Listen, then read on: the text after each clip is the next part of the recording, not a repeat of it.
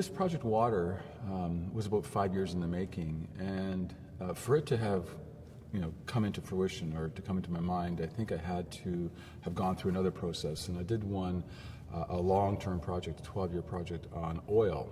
And then I was in Australia, and we're hanging out with some photojournalists who were covering the drought there, and they were talking about what was happening to the farmers, where the marginal areas that were largely used for grazing and cattle were drying up. So there was about a 200-kilometer dryback. And once that occurred, once it dried back, these branches that were in their families for centuries, they had to walk away from them. They had no value. No one would buy a ranch that had no water. So they lost everything. They had to destroy their herds and just go back and find a job in the urban centers. It occurred to me that oil is extremely important to humankind, but there are workarounds. You can find alternatives. You can walk, you can ride your bike too. Or you can find electrical current to go and to drive your car. There are other ways to work around that problem. But with water, if there's no water, there is no alternative.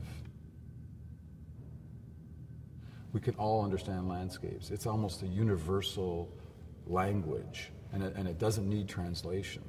And so it's in that kind of understanding of landscape, and every human that has walked the planet has some relationship because we live within landscapes. And so I'm trying to unpack that language of those landscapes in a way that we can begin to interpret our world and who we are, our relationship to nature and our relationship to the planet. Oftentimes people look at my images and say, oh, isn't this like a disaster? And I'm not a disaster photographer.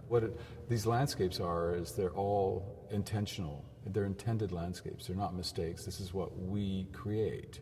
And that there's this world that is out there that we're creating that often we're oblivious to.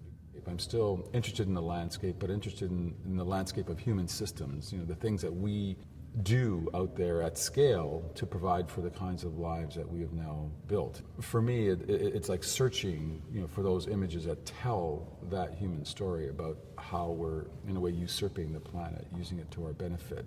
For me, the image tells me where to go. I'm after the image. I just push myself to the spot where it says, aha, that's now telling that story. Farming has to be told, pivot irrigation farming has to be told from 10,000 feet.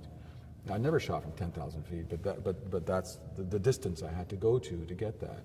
And when you get up, the middle ground becomes relevant. So when you're standing on the ground, and me at 6 foot, I'm standing on the ground, the middle ground disappears. You get this very faint, squished horizon, but you get up 60 to 80 feet, and all of a sudden, all the pathways and all the roadways and all the activity all of a sudden becomes relevant within the image. It isn't just about what's in front of the lens.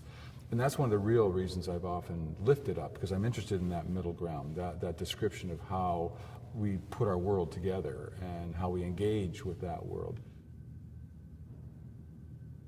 So we are at a point where, as a species, we are changing the planet. And I think the sooner we begin to learn and understand that and begin to respond to that in our behaviors and our ways we think about the world, then the sooner we do that, the better off we are.